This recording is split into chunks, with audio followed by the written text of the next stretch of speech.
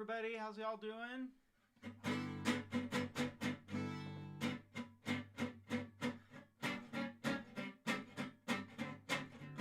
Let me know how it sounds.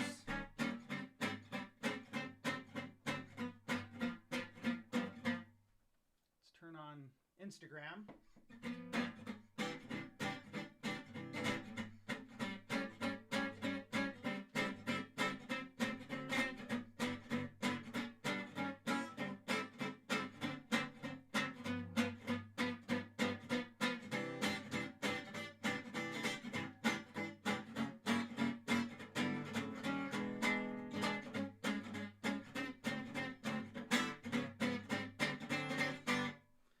How is everybody doing? Hey y'all. Oh, why is that still there? Sorry, there's still Black Friday stuff. Yeah, so today I'm talking about Manifesting Manouche, my Gypsy Jazz guitar instruction book. Tabs for I'm just improvising solos and stuff, but yes, the Gypsy Jazz guitar instruction book has all of that. So check this out. This is what these are songs, and I'm gonna do some play-alongs, some play-along backing tracks. So let's try one just to get us warmed up. Let's do All of Me because that's pretty easy. And yeah, let me know how it sounds, how the sound is.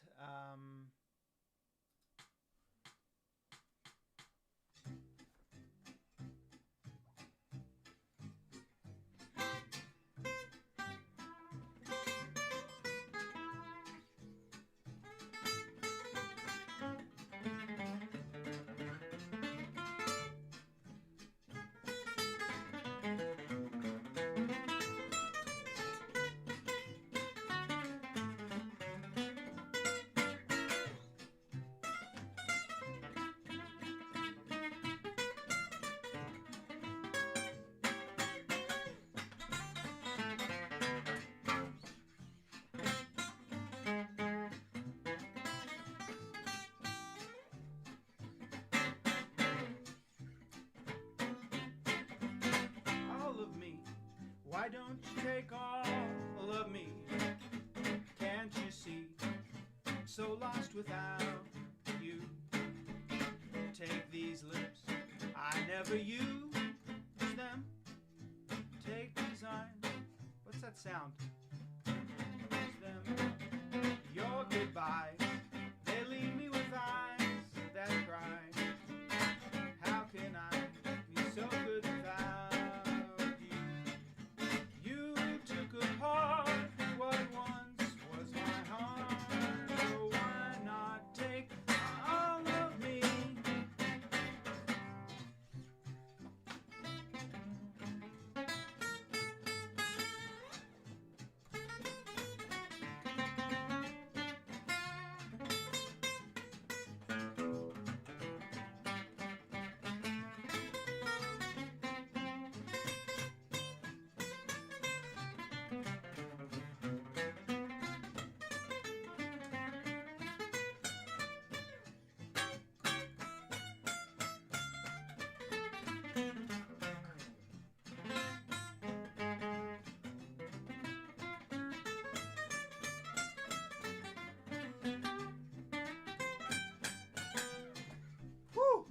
I have not played Gypsy Jazz in a long time.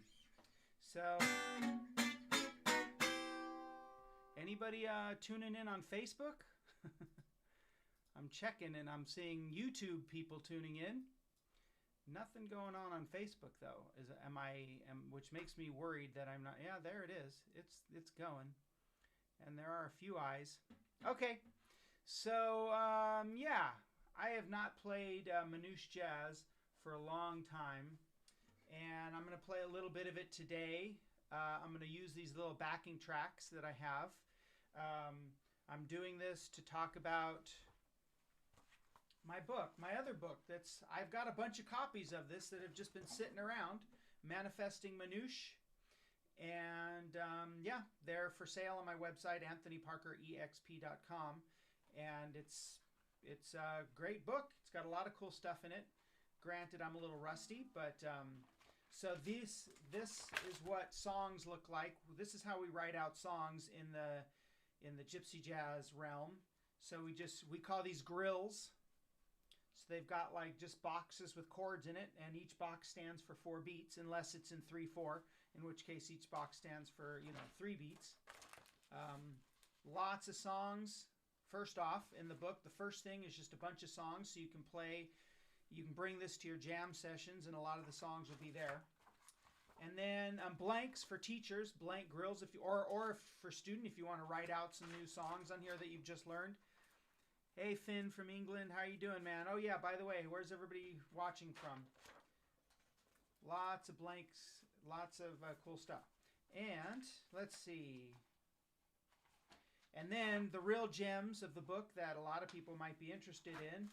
Arpeggios. Here's the arpeggios.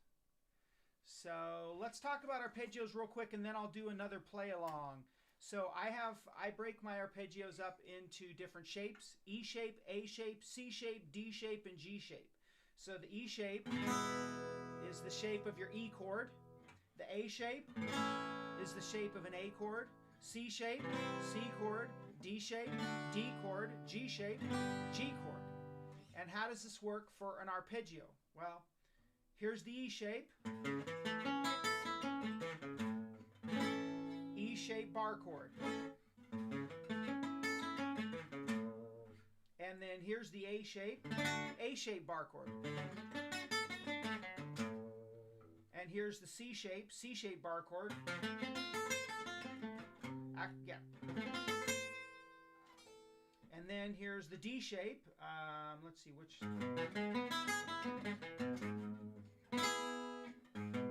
See?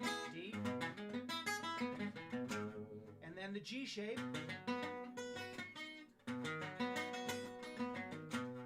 The G shape bar chord, like a G bar chord.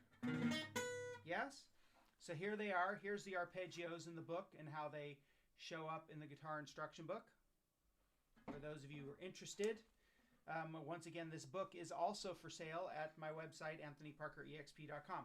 All right, so let's do let's do a play along. Let's try, you know what one is always usually pretty good for me?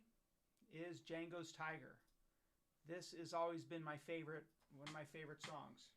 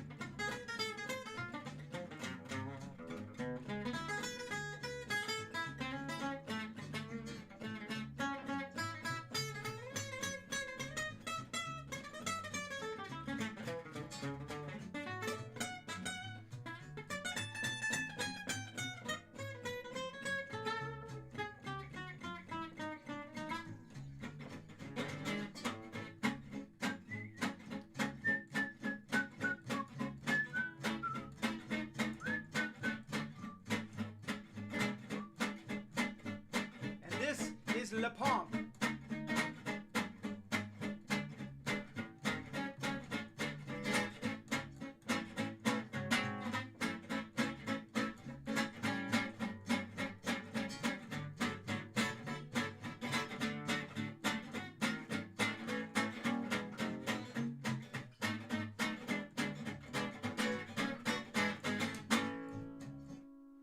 All right, so what are the chords I'm playing? So we have, so for Django's Tiger, we've got A, E form bar chord, 5th fret,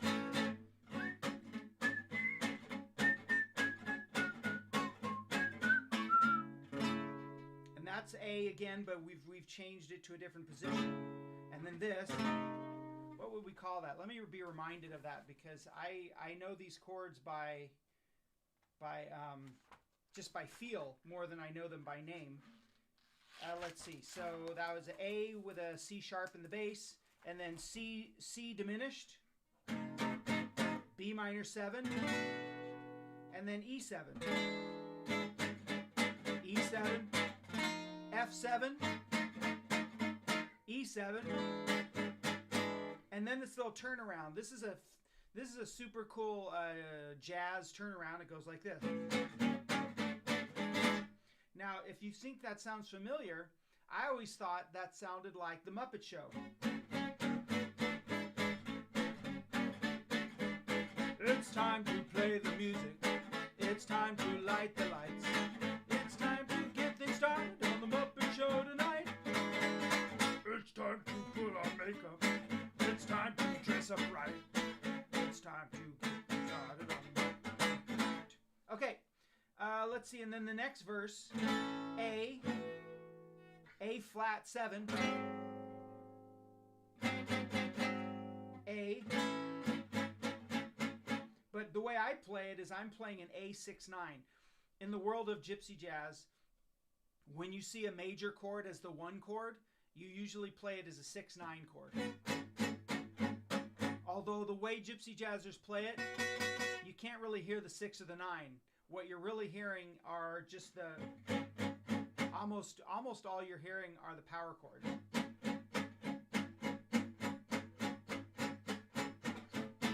Okay, so anyway, A flat 7, A7, and D. Again, I'm playing a D6-9. D sharp diminished, A, F sharp 7, B7, E7, A sharp diminished, B minor 7, E7.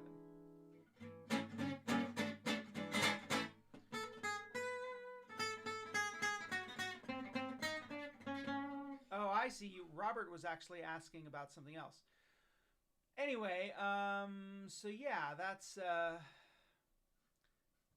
those are the chords. Oh, thanks, Dave. Dave actually bought Manifesting Manouche. Yeah, a few people have actually bought this book right here. It is available on my website, AnthonyParkerEXP.com, and that's what I'm talking about today, Manifesting Manouche. Let's see. So let's play around with these so now let's look at the minor chord arpeggios. So here are the minor chord arpeggio shapes. No, I'm not going to play Wonderwall, thanks though. A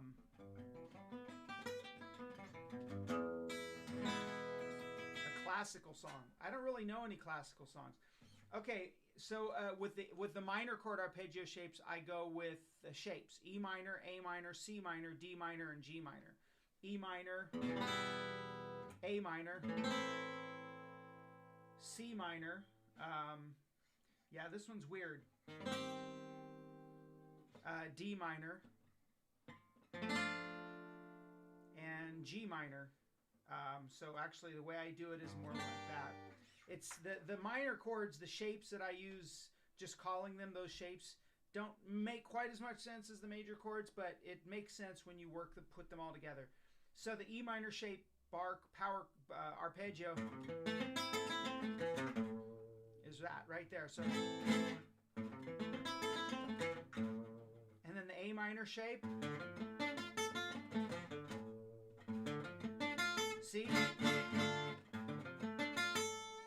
C minor shape,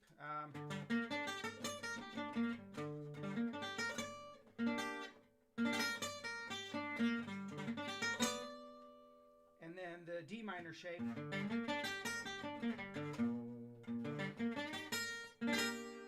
and then G minor shape.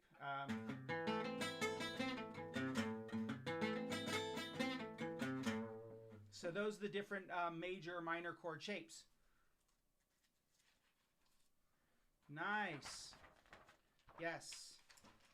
Let's see. And then there's, oh, and then the 7th chord shapes are fun. 7th chord shapes. Wait.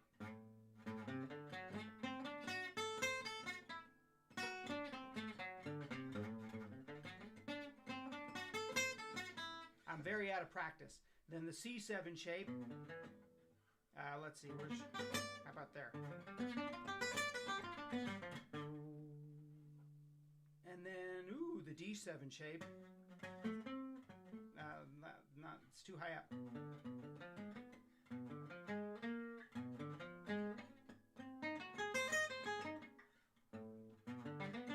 Sorry.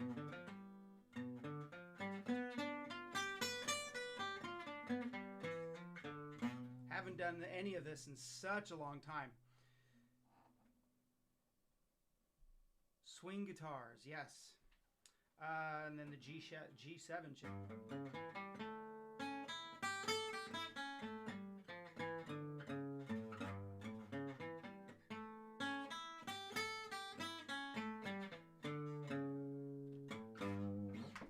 Whew! It's been so long. I'm very out of practice. I was obsessed with Gypsy Jazz for several years. But you know what's really fun are the up and across shapes. So these are the ones where you go from one spot on the fretboard to another spot on the fretboard.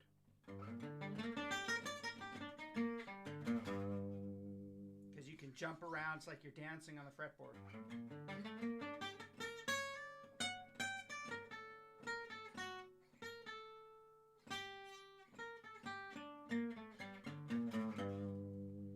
Lots of fun. Speaking of minor, let's do the most famous, probably the one song everybody's heard. One song that everybody's heard. You should recognize this one. Here's another, we're going to do another play along.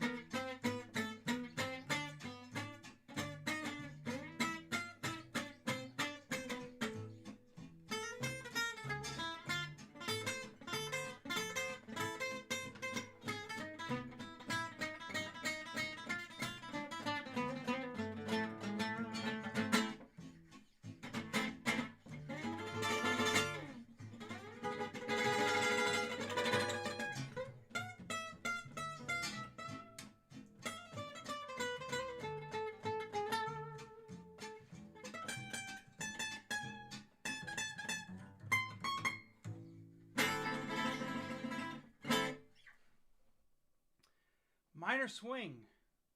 Minor swing. Another that's fun in this book, another thing that I think is pretty cool, that gets used in rock and roll. I hear it a lot in people who really know what they're doing. Come on, where is it? And that's the diminished scale. The diminished scale. Here it is, the diminished scale. I've got several different versions of diminished scale, and this is super cool. That's this one.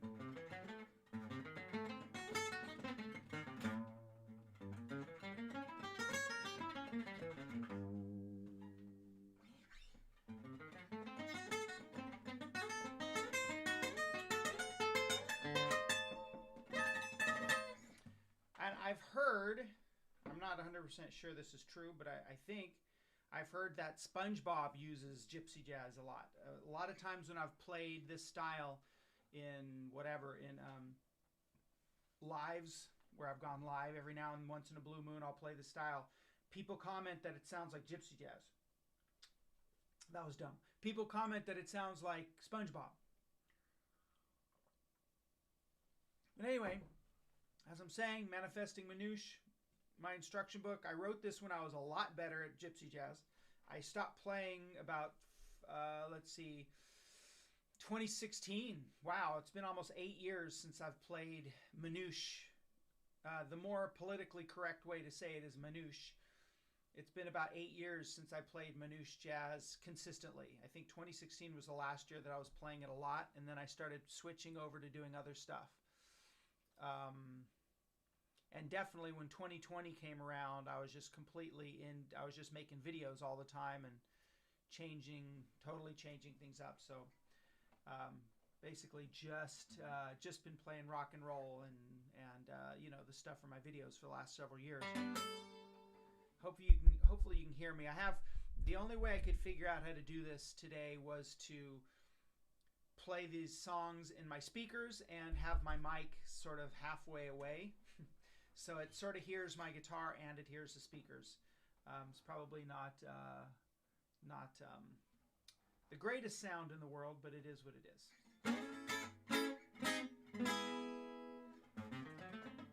So the diminished scale is a tricky one because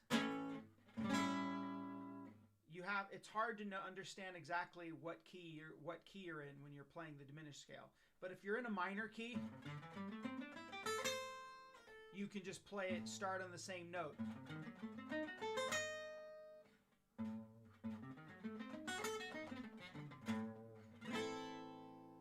If you're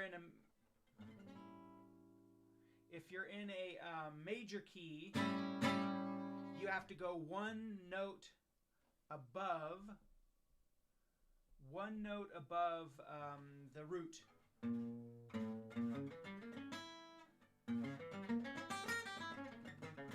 And it goes well over 7 chords, dominant 7th chords. In Gypsy Jazz, we generally use it over dominant 7th chords.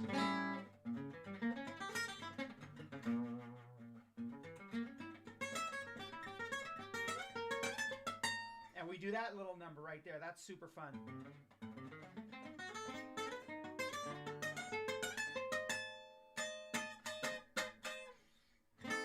And that's this little number where you play this diminished chord, and then when you move it up, let's see, that's 1, 2, 3, 3 frets. It's the same chord. And years before I learned that concept playing Gypsy Jazz, I had heard that, and I didn't know that I'd heard it, but I'd heard it in Alice's Restaurant.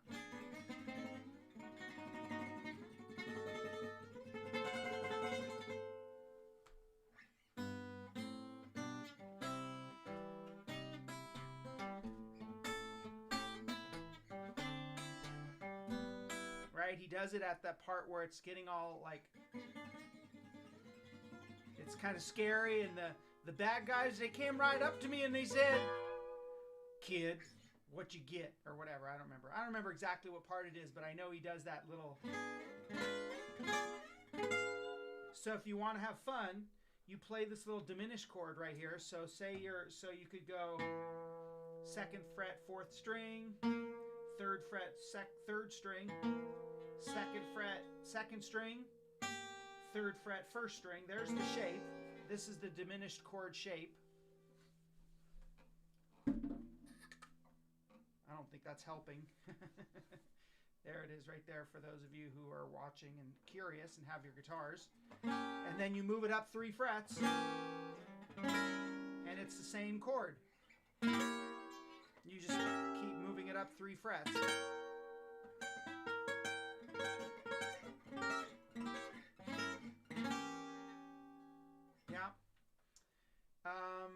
Yeah. So there's some.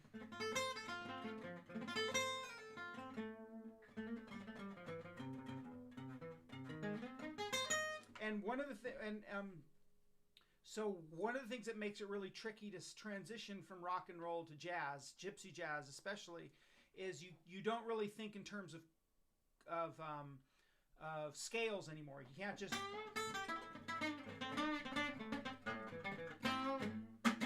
You can't just shred on a pentatonic scale or a major scale or something. What you tend to do more is you play around chord tones. So you take your chord tones. So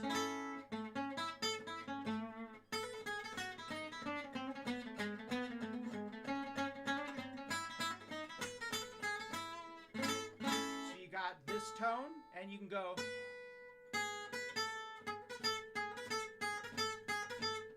This tone.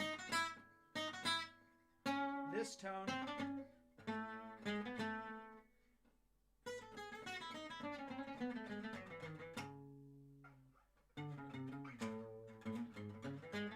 Or you can go under the tones.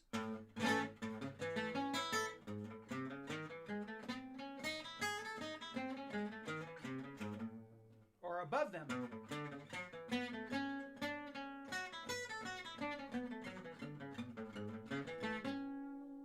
Oh, and here was a little ego boost that I had. So Paul Davids, the superstar, the guitar superstar on YouTube, really amazing guitar player, like for sure, fantastic guitar player. He had Adrian Halvati, who's a really good gypsy jazzer. Sweet and Lowdown. You mean not Sweet the Sweet Lowdown, but I think you mean Sweet and Lowdown with Sean Penn. Great movie. That's Gypsy Jazz. That's Manouche. But anyway, I was watching this video of Paul Davids. He had Adrian Halvati on his show because he wanted to highlight Gypsy Jazz. He wanted to show off Django, Manouche Jazz. And he was trying to play rhythm, so he was playing rhythm so Adrian could play lead. I don't remember what song they were playing, but he was kind of trying to do the rhythm right. But he doesn't really, and Adrian didn't correct him. I know inside Adrian was cringing because there's a very specific type of rhythm to play correctly with gypsy jazz, and it's called la pompe. And la pompe is like this. It's a very tight swing.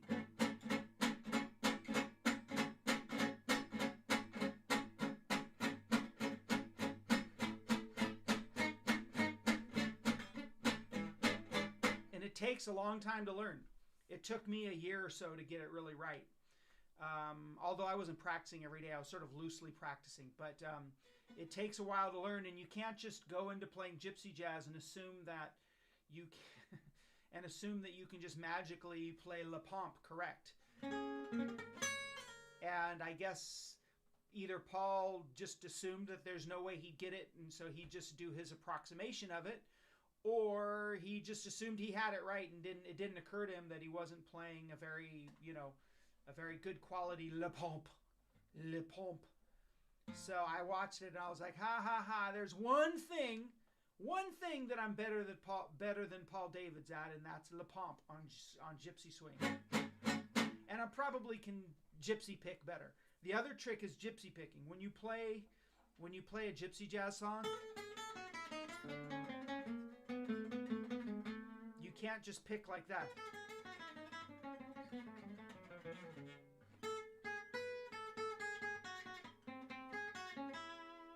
can't play that. You have to play rest stroke picking, where your pick is a percussive instrument.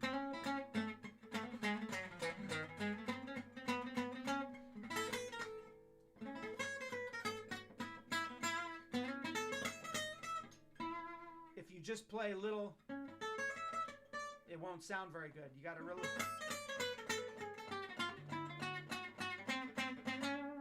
You have to bang, bang, bang. Do you have any examples of electrified gypsy jazz, or just a modern artist that is doing something with it? I think Go-Go Bordello is what they're called. Go-Go Bordello, I think that's their name. They do something similar. Famous? No, nothing famous. Electrified? Well, Django played the electric guitar near the end of his career. I don't really feel like gypsy jazz sounds right with electric guitars. You need this acoustic guitar, because the signature of gypsy jazz is the pomp, almost a Texas shuffle. Maybe, I don't know what a Texas... I don't know exactly what a Texas shuffle is, but to get the real feel, you can't get that with an electric guitar. It's not going to quite sound right, but it sounds so great with this acoustic.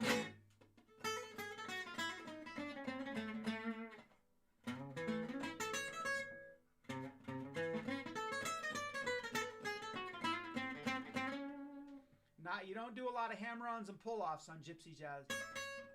Sometimes you'll do this number.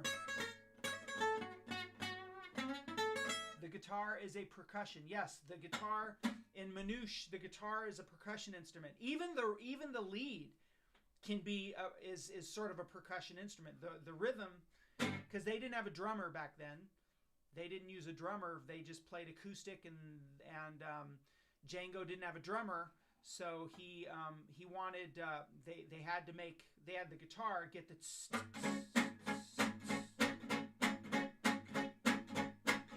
right to get that really good.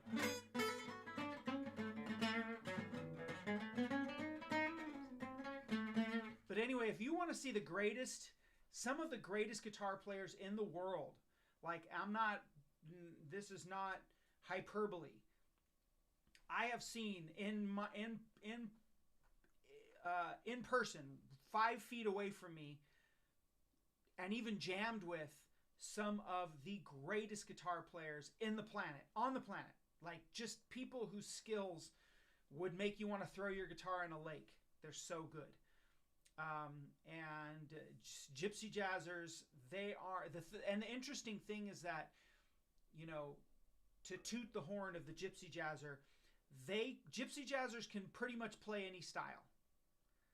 But other guitar players who play other styles rarely can correctly play gypsy jazz unless they study it really hard. Right? It's like, but if you can play gypsy jazz, you can play almost anything. Maybe flamenco's tricky. And nylons and classical is completely its own thing, right? But Soda Stereo. But so anyway, so I played gypsy jazz for many years. I really loved it, and in that time, as I said, I wrote this book, Manifesting Manouche, which is available for sale on my website. And I've got like 40 copies of it left, I think. Love to get rid of them. If it gets popular enough, I may even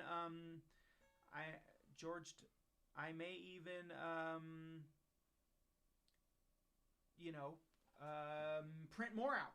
Who knows? I may decide to print more of them out. At the time when I made them, I really was hoping that guitar teachers who wanted to teach gypsy jazz would use them. In fact, I put all these blank, in every section of the book, I put blank pages. Blank tab pages, blank chord pages, blank, let's see if I can find some of the, here's blank tab pages with chord boxes above them, in case you want those. Because I did that with the arpeggios. I had this idea to create these arpeggio etudes, arpeggio etudes, where you practice your arpeggios over a song, and I put the arpeggio itself over it. So an etude. So one of the things. Any tips for malagueña? I don't know what that means. Is that a song? Is that a style that I'm not aware of? Like, for example, Gypsy Jazz tutor. There's a lot of great ones. There's a lot of really good Gypsy Jazz guitar teachers. The best one of the best Gypsy Jazz guitar teachers that I'm aware of is Dennis Chang. Oh yeah, and if you really love the style, you go to Django in June. And that's in Massachusetts, Northampton, Massachusetts at what's it called, college? It's like an all-girls college. I can't think of what it's called. You'll learn from the greatest Gypsy Jazz guitar players on the planet. A bunch of them, bunch of different ones. But yeah, Dennis Chang is he's a brilliant guitar teacher. He's been at every Django in June that I'm aware of. So this is a I'm going to show you real quick an arpeggio etude practice that Gypsy Jazzers, when they're starting out, use.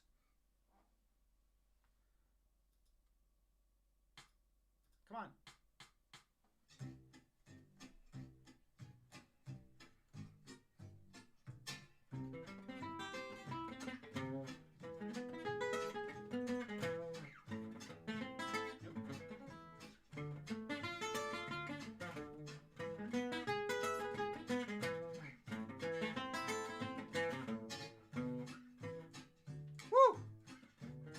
I haven't done this in a long time.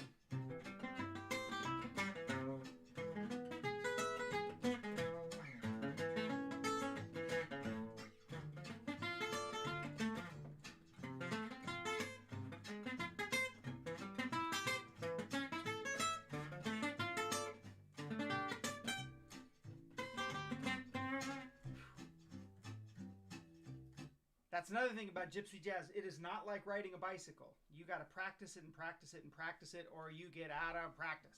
And I am out of practice. But anyway, so I have these etudes, these arpeggio etudes in my book, as well as a bunch of stuff on, I have videos for all of this on my other channel. On YouTube, I have another channel that is all Gypsy Jazz, all Gypsy Jazz stuff. What is it called? I think if you searched Anthony Parker Gypsy Jazz, you'd probably come up a video of me playing some Gypsy Jazz stuff, and it would be the other channel. And it's instructional stuff and all sorts of stuff like that. And then I have a whole bunch of phrases. Oh, Anthony's Tiger. That's what I called it. My Gypsy Jazz based YouTube channel is called Anthony's Tiger. But I don't know, because they changed everything a couple years ago. They made you pick a new handle, and I didn't do that for that channel, only for my main one. Anyways, yeah, I have all these, let's see, phrase A.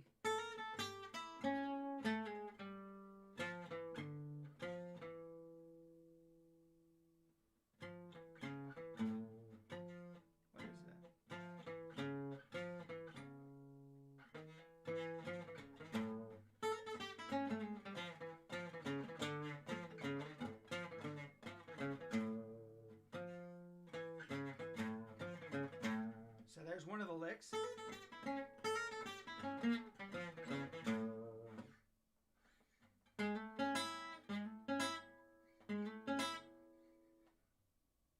Oh no.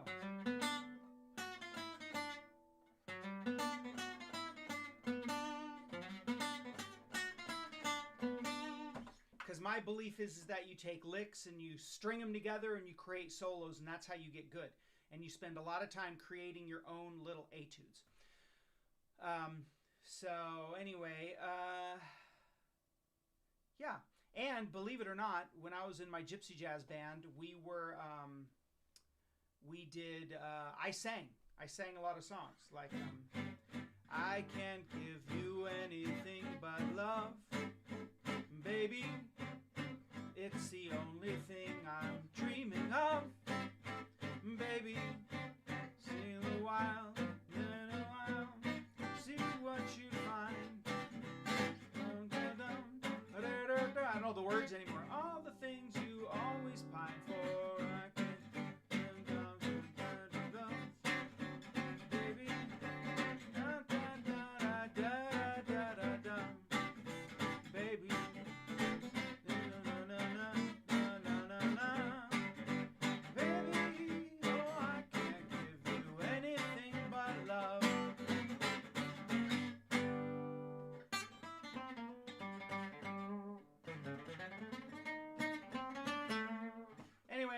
Gypsy Jazz, the world of Gypsy Jazz. Okay, that's about it. That's about all I have to say on the subject. I think that I'm gonna end the live. So thank you all for joining in and hanging out and watching. And like I said, if you're interested in learning more about the style, check out my book or go to YouTube and search Gypsy Jazz, Dennis Chang. You'll find a lot of cool videos, a lot of great players.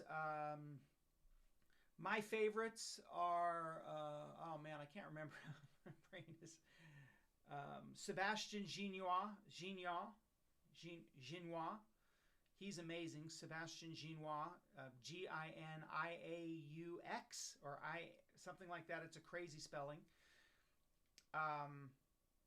And then, yeah, oh, and wow, how I learned. What's his name?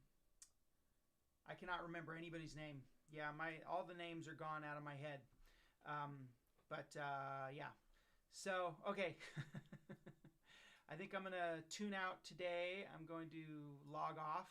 So thank you all for tuning in and saying hi in my live. And you all have a